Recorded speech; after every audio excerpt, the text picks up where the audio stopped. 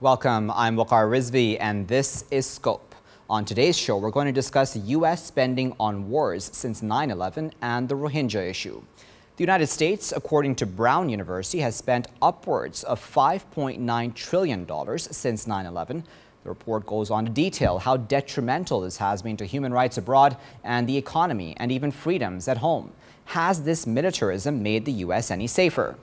And Rohingyas have refused to get on buses in Bangladesh to be repatriated back to Myanmar.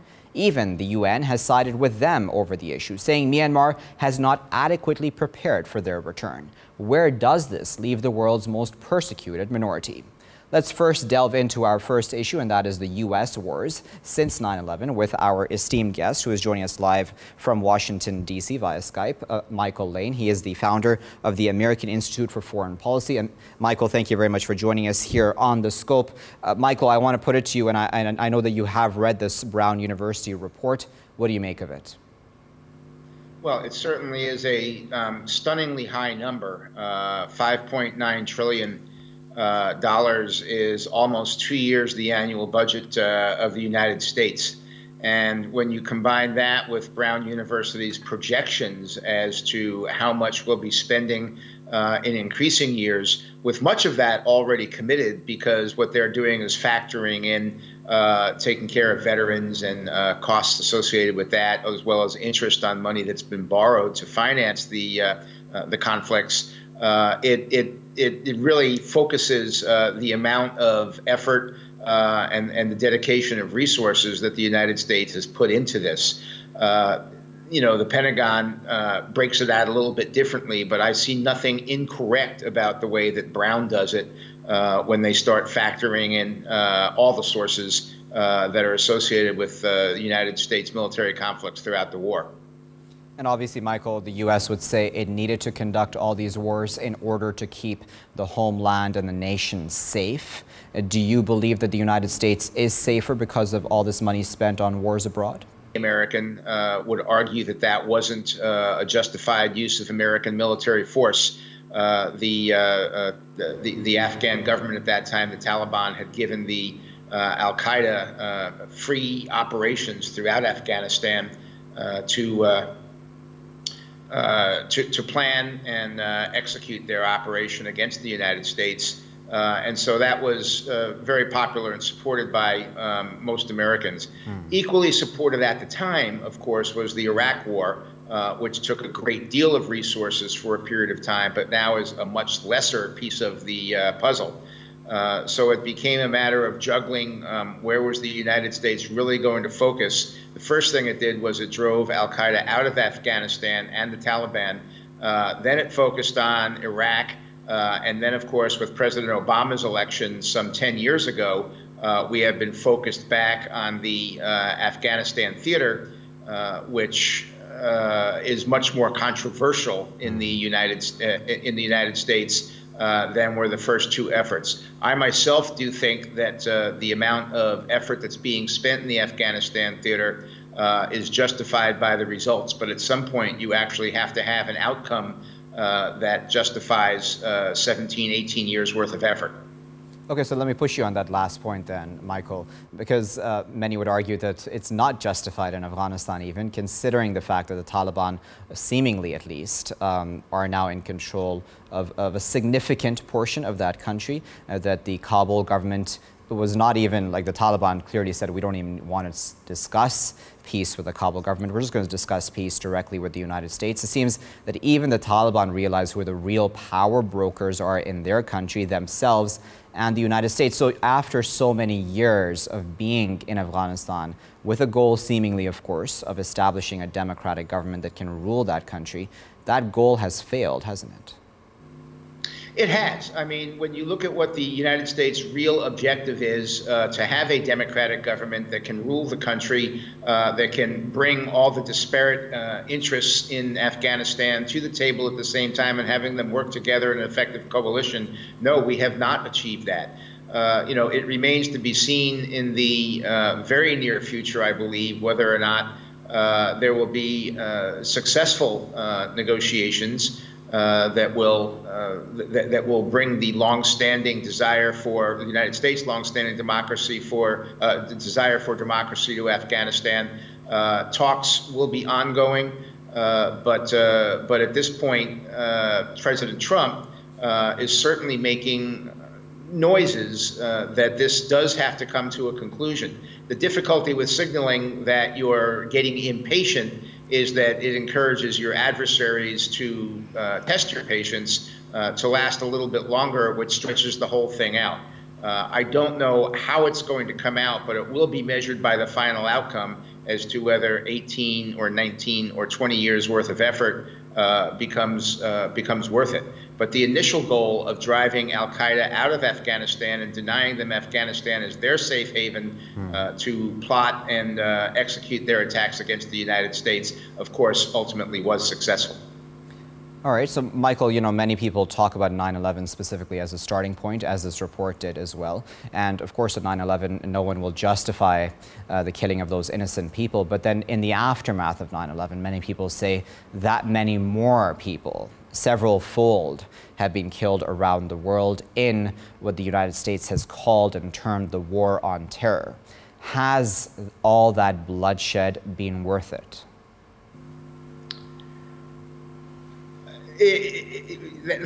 Excellent question. I'm not stuttering because I don't have an answer, but you've actually encapsulated the very question that the American political campaigns ask each other every 2 years. Yeah. You know, has it been worth it? I think that ultimately the world is a safer place.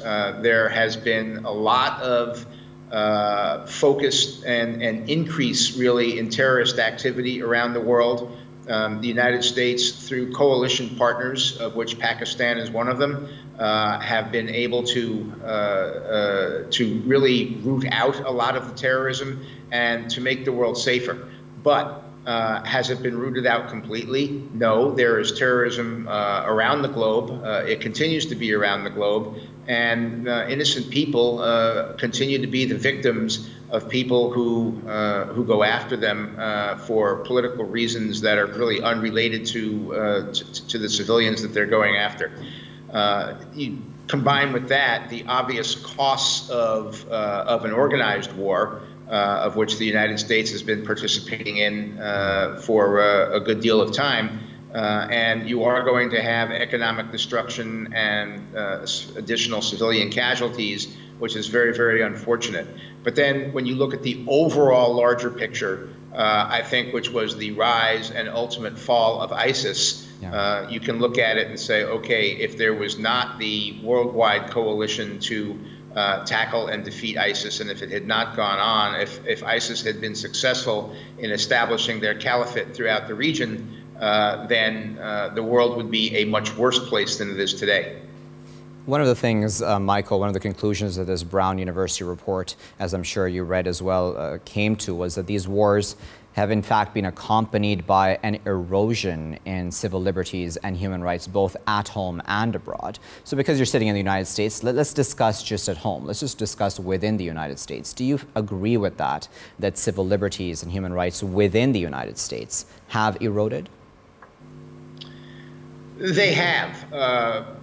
Without a doubt, and I object to a lot of that personally, but I'm not sure that there's an answer as to how we continue to move forward to keep the American people safe and secure without an erosion. Now, there's the old saying that one of our founding fathers talked about whether or not giving up privacy concerns and individual liberties in return for security was a good trade-off, and the quote goes that it's not a good trade-off.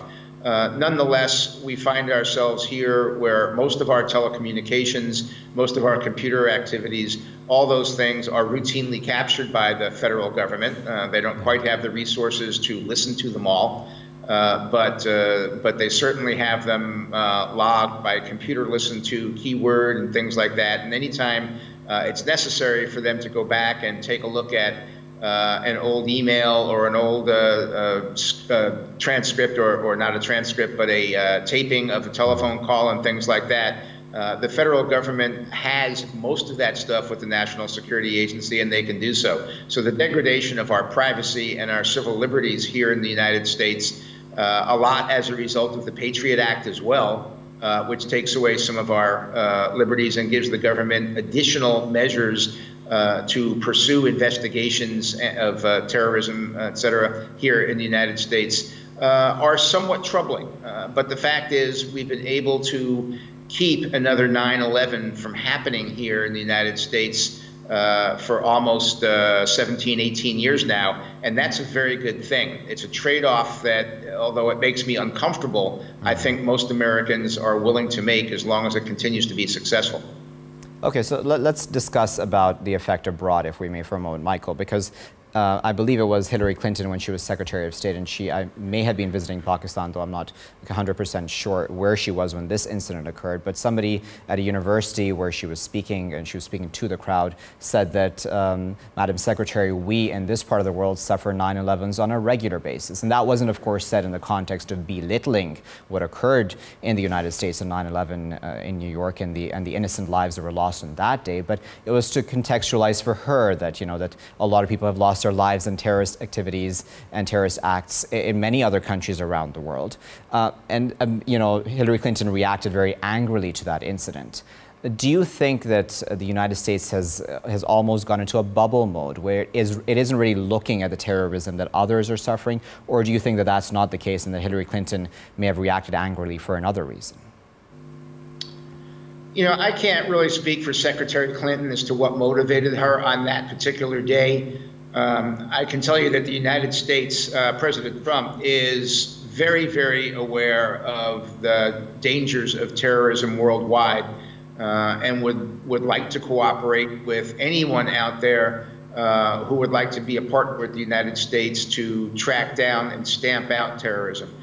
Without a doubt, anytime anything like that happens, be it a car bomb, be it just a shooting, our hearts in America go out to everyone because we understand that it is much, much worse in terms of the daily exposure to terrorism in other parts of the world than it is here in the United States. So I think that, you know, we would love to see a world where conflict is resolved through means other than slaughtering of innocent civilians. We would love to see a world where conflict is resolved through discussion, peace, negotiation, et cetera. But the real world in which we live hasn't moved forward that far. And so we're stuck dealing with reality, which is that terrorism is way too prevalent throughout the entire world. I will push you on that point, Michael, because I think you walked into that one, if you allow me, because I think that many people in this part of the world, where I'm sitting in Pakistan or in other countries around this region, would question really if the United States does actually, as you said, of course, your heart goes out, and I'm sure many Americans' hearts goes out to any victims of terrorism, and I'm not disagreeing with that, but I'm saying in general, when it comes to the government, the establishment, the media, it seems that there is, if I may use the term, double standard when it comes to how victims of terrorism are seen if they're in a Western country versus a country such as Pakistan or somewhere else, possibly within the Middle East region. What would you say to that? Well, certainly the media has I don't know if it's a double standard, but the amount of coverage given to horrific acts throughout the world certainly varies in the media's intensity of reporting it, scrutiny, things like that. I think that's the nature of media. If it's close to your market, then you pay more attention to it than if it's further away from your market.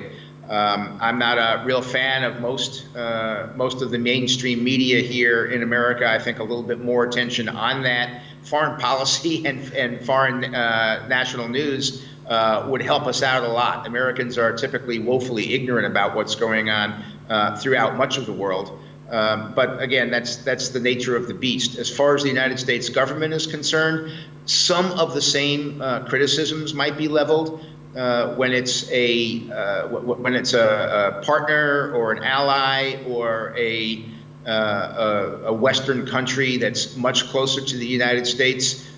Certainly, we are, as a people and as a government, much more aware of it. and perhaps even more quick to react in terms of providing, investigatory assistance, intelligence assistance, things like that. I think that's wrong. I think if we have a dependable partner any place in the world where we can work with them and help them root out terrorism in their country, we should be doing that. We do that to some extent. We have a rather huge budget that provides assistance to various countries, and we used to provide a lot of assistance to Pakistan for that very purpose. Since President Trump has been in office, that has been reduced measurably. It's for different reasons, I think. President Trump views the relationship with Pakistan as being sort of unsteady or uneven, at times excellent and at times disappointing. But the fact is that over the years, we have partnered with Pakistan to help them really track down and eliminate terrorism. One issue which comes up, Michael, is that of the definition of terrorism. And there was a time before Syria where terrorism's definition was pretty widely accepted by pretty much anyone and everyone. But when the Syria crisis erupted, the Syrian government, the Iranian government, the Russian government, their narrative on terrorism has moved seemingly, of course, in the context of Syria, away from that of seemingly the United States and others who are involved in Syria. Do you think that muddies the waters a bit when it comes to this fight against terror as a whole? Because obviously the Syrian government, the Russians, the Iranians would say the quote-unquote rebels, as they're called by the West, are not rebels at all. They're just actually terrorists. Yes, it does muddy the waters. The history is replete with examples of proxy wars where one interest or another doesn't want to directly involve itself in a conflict, but is willing to provide some sort of assistance, usually military or economic or financial or something like that, to an entity that will help you accomplish your policy objectives. It was President Obama's policy objective that President Assad would not remain as president of Syria, that he would be replaced. So there was a lot of indirect and perhaps even some direct assistance to the rebel groups that were fighting President Assad to make it more difficult for him to remain in office. Ultimately, it would have been successful if the Russians had not intervened back in 2015. But when they did, that was a total game changer. And so it became a total reversal where the rebels who were fighting against Assad, immediately switched from pressing what looked to be a fairly successful campaign into defending a losing campaign. As we look forward now, they are referred to alternately, depending on who's talking about it, as terrorists or as rebel forces. But the simple fact is they've been defeated, and President Assad is going to stay as president of Syria for as long as Russia is willing to have him there. And so, we move forward again with the real world. But don't you think then in the process, Michael, that the United States has lost a bit of its credibility?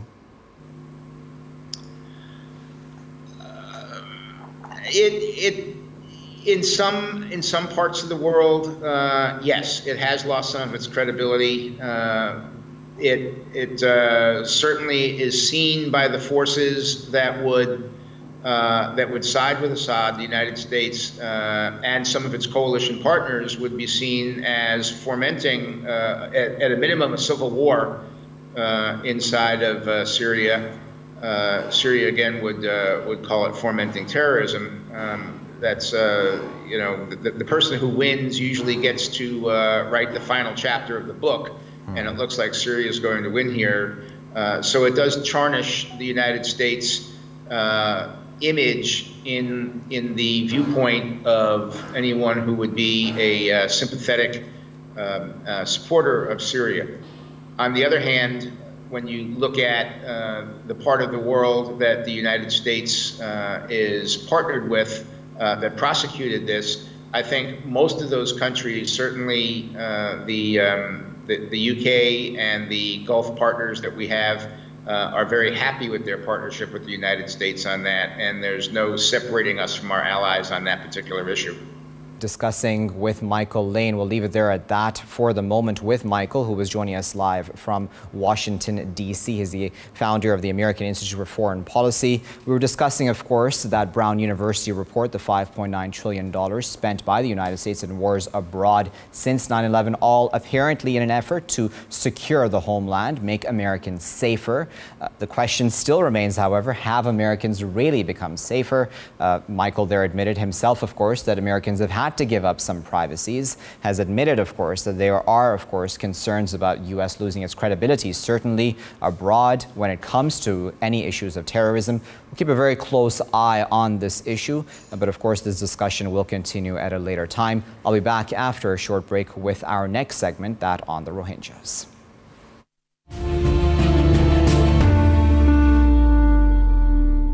Welcome back to The Scope. I'm Waqar Rizvi, your host. In this segment, as promised, we're going to discuss the Rohingya issue. Of course, as we know, and I said in my intro, we know that Rohingyas in Bangladesh have refused to get onto buses supposed to take them back to Myanmar, something that Rohingyas have said they refuse to do because of the fact that they have not been given security guarantees back home in their country of Myanmar. We'll discuss this further with our esteemed guests who are joining us for this segment. We're joined by Mr. Masood Karim, who is a Bangladeshi journalist, and we're also joined by Mr. Asif Munir, who is a former UNHCR displacement specialist. Gentlemen, thank you both for joining us. Masood, let's start with you, if I can. What can you tell us about the latest situation regarding the Rohingyas who are in Bangladesh? The latest situation is in last November 15, there was a schedule for starting the repatriation, but the Rohingya people, for this, all the preparation were completed by listing the people and making the data and other preparation, physical preparation were completed, but at that moment, when it was started, all the Rohingya people, they refused to go back because it's a convention that the Rohingya should go by willingly, not by force. So they could not go back, and they protested that inside the camps. They said that they will not go back. Their homeland in Myanmar, the Rakhine State, these are not good for their securities and other issues. You know, the other issues like their citizenship issues, their safety and security. You know that the long time they have faced brutal torture by the Myanmar army and also the Buddhist people there. So they have lost their parents, their relatives, the villages were burned.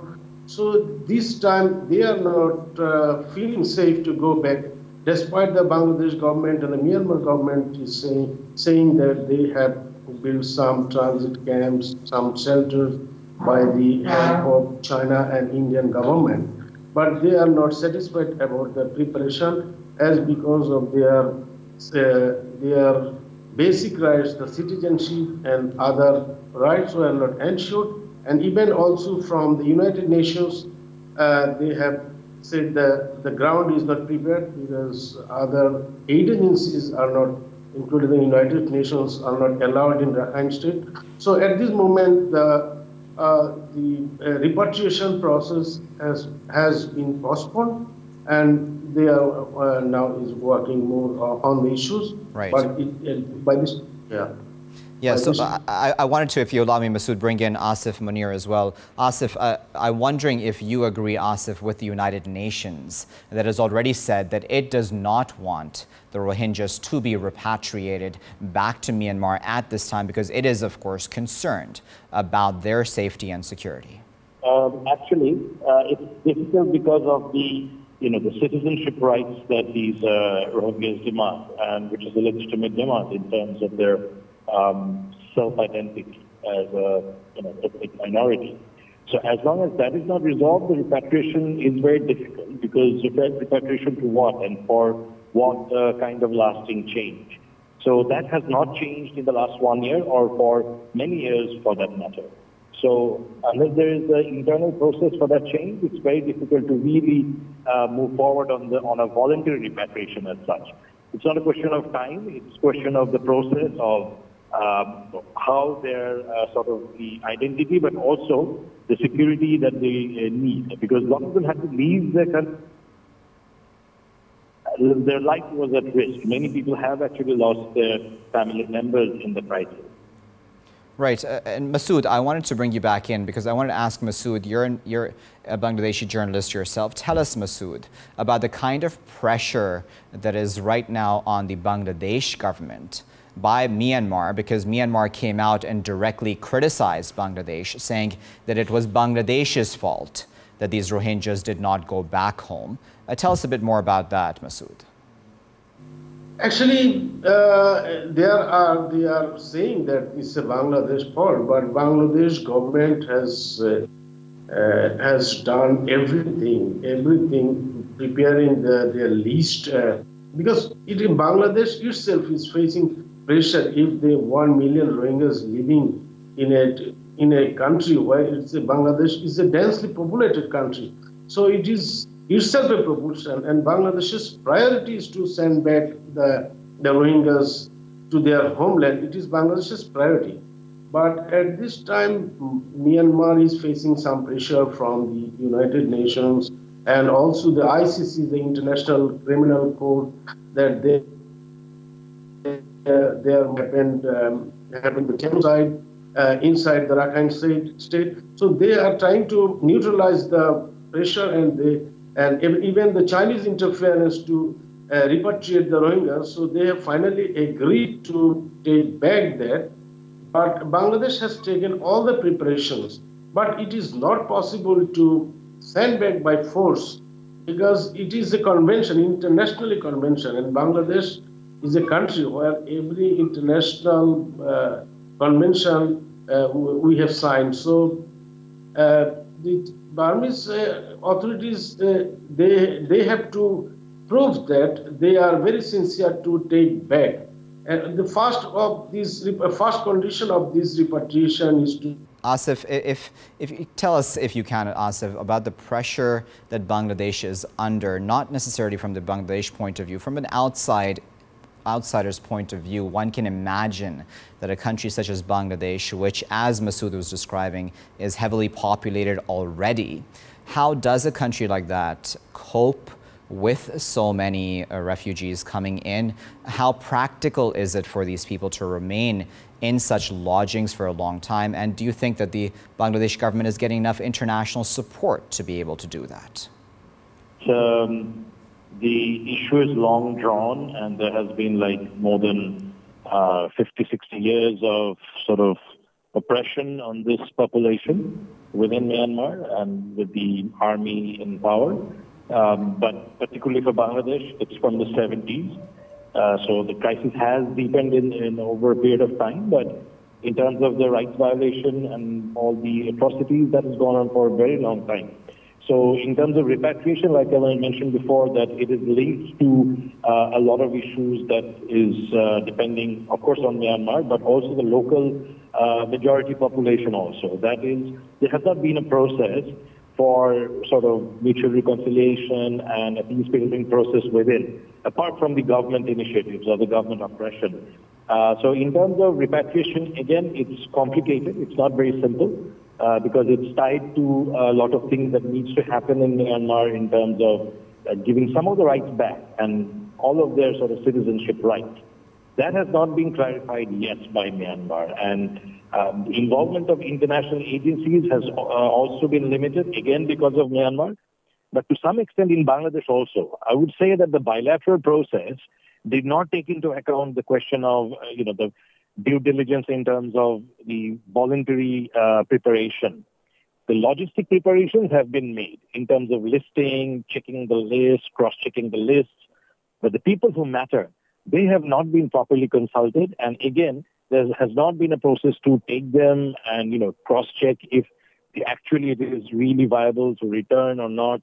So that process has not gone on. We have heard recently that the Bangladesh government has said that, yeah, we would be approaching Myanmar for that.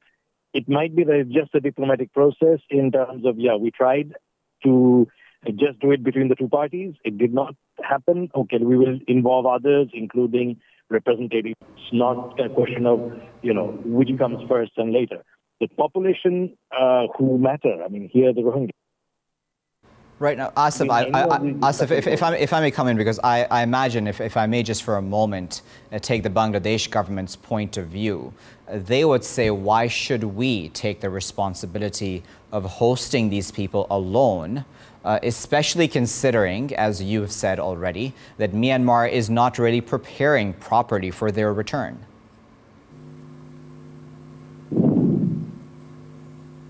Yeah, again, of course, it's not just about Bangladesh, and that's why within Bangladesh, the discussions we all have always is that this also has to take place at a higher level, at the international level, because it's very difficult, because the issue is not itself just a bilateral issue.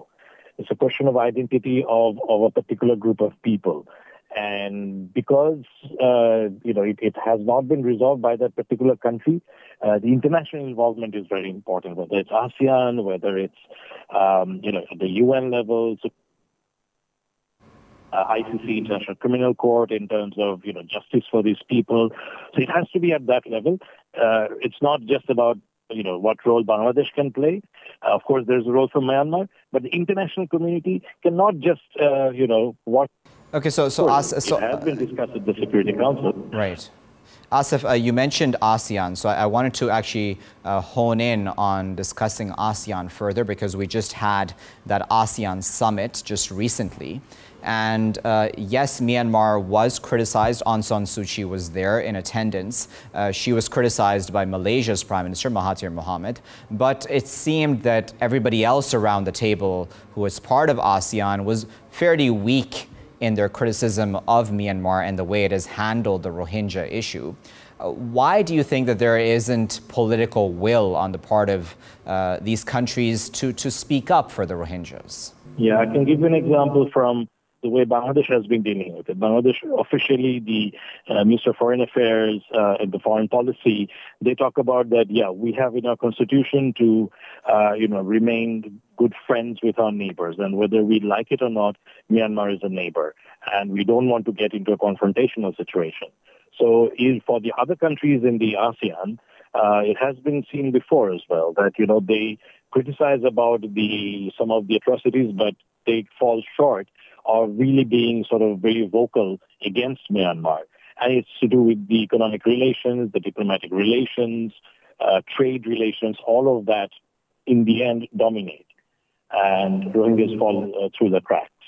That has been at the UN also. For instance, the Security Council, whether China and Russia are sort of using their veto powers and not sort of being very vocal about against Myanmar to take some measures. Hopefully things will change, whether it's the involvement of, say, UK or US or, some of the international big players. But otherwise, for the neighboring countries, even if they don't like what's happening, they probably just do it at the best interest of their own country. Okay, we're going to go for a short break. Before I go to the break, I'm just going to thank Masood Karim, Bangladeshi journalist, who was joining us live, and he was giving us his insight and the information that he has vis-a-vis the Rohingyas, who are still, of course, within Bangladesh and have refused to be repatriated back to Myanmar. Asif, do stay with us. We will continue speaking to you after this break. It's important, of course, before we go to this break, to realize that the international community seemingly has not yet done enough when it comes to protecting the Rohingya people and ensuring that they get their rights in their home country. We'll discuss that and a lot more after this break.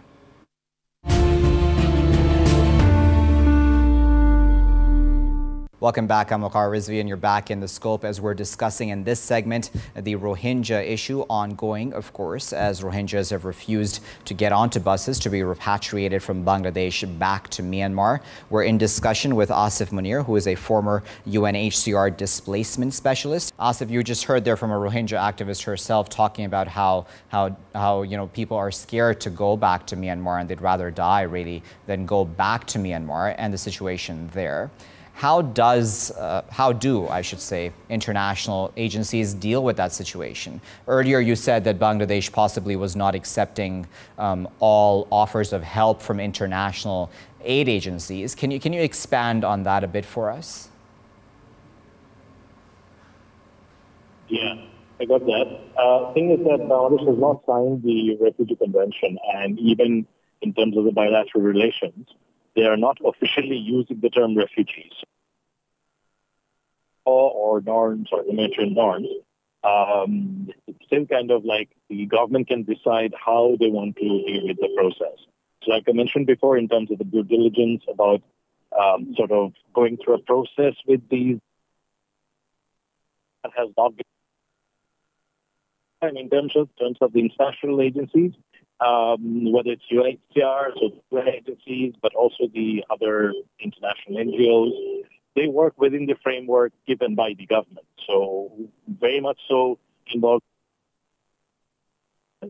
but guided by the government. Of course, there's a coordination mechanism, quite well-organized coordination mechanism at the local level, but where the government does take charge. And that has at least improved in the last 1 year than before. So that is there. But in terms of the repatriation process, the government is very much on the driving seat. UNHCR, as far as we can see from the outside, I have worked with UN agencies before, but I have my contacts, both Rohingya and the other international agencies. They were, of course, not really sure, and they were not really happy of how they have been involved. It was like at different times they had been briefly informed, but not really involved in the process. And in terms of the consultation with the Rohingya community, whether it's their leaders, their Majis, or the others, that has not been there has been no involvement or very little involvement of the international agencies for that. So in terms of the humanitarian aid work, there's a lot of communication work that goes on in local languages and for children and others, but not for the repatriation. Regularly in these conversations when we talk about Rohingyas, Asif, and that is Aung San Suu Kyi, Nobel Peace Laureate. She was the darling of the West when it came to human rights for a very, very long time. But when it's come to this issue of Rohingyas, Asif, she's come under a lot of criticism. Why do you think it is that she hasn't been stronger in standing up for the Rohingya issue? Yeah, I think she is in a catch-22 situation, right? She holds some kind of power, but like I was mentioning, that the army holds a very strong hold on the political decision-making or even any affairs within the government. So there is sort of very little power in her hand. And also, if you think about the majority population, the British population, and sometimes very aggressive tone from the majority community, in terms of having some popularity within the country. So I suppose she has made a choice, a trade-off between the sort of popularity within the Myanmar and within and outside, or even with their Myanmar allies. So I think she doesn't have a choice, but at the same time, she has taken a path which is slightly safe for her as a political leader, and that could be one of the reasons. But of course, she has been very consistent in terms of the position that the army takes or the majority population takes, not recognizing them, the term Rohingya and their rights, sometimes even making side remarks or very sort of light remarks about that they're Bengalis, that they should be going back. So she has been doing that for a long time. But I would say that it's not always sort of perhaps her own opinion. It's kind of the way she's guided, and just to keep her own popularity within Myanmar.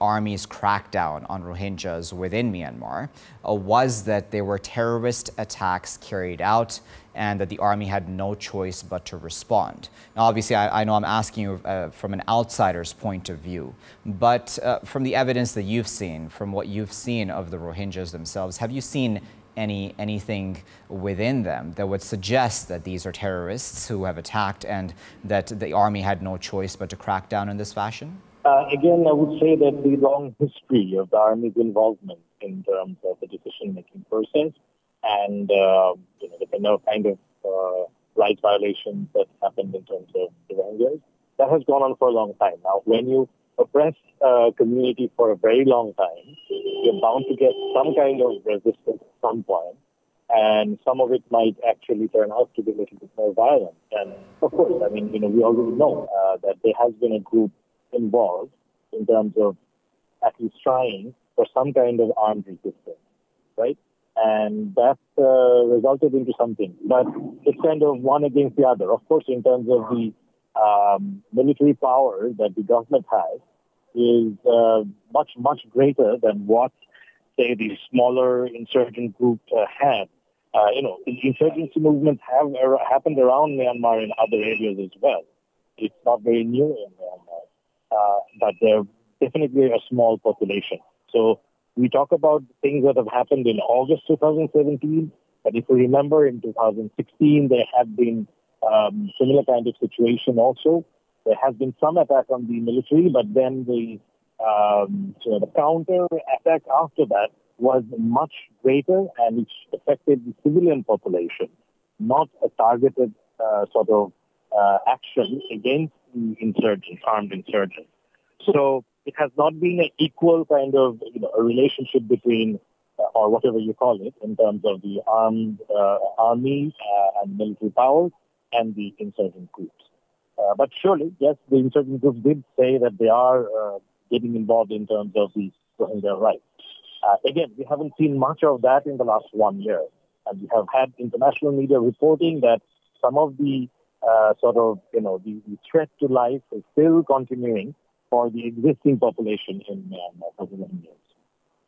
Very well. It's important, isn't it, to discuss this issue of the world's most persecuted minority, as we have been in this half hour. We, of course, haven't been able to even do justice to even half of the issues that may be relevant to this topic. But what we know as a fact right now is that the Rohingyas are staying put in Bangladesh. The United Nations is also saying that is best for them to do at this point because Myanmar is simply not ready to take them back, is not ready to give them their citizenship rights, is not ready to provide them security and safety. We'll, of course, keep a very close eye on how that situation unfolds in the coming days. I'm Waqar Rizvi, and this has been Scope. Thanks for watching.